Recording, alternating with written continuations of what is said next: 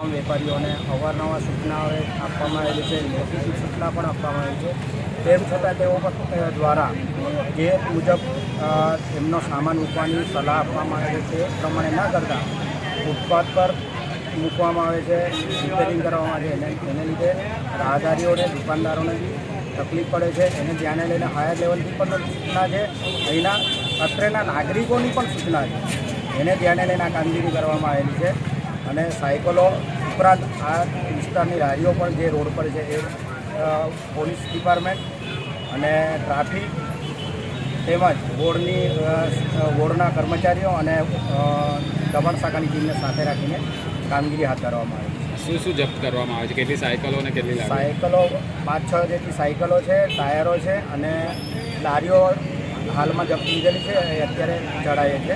3-4 લારીઓ હાલમાં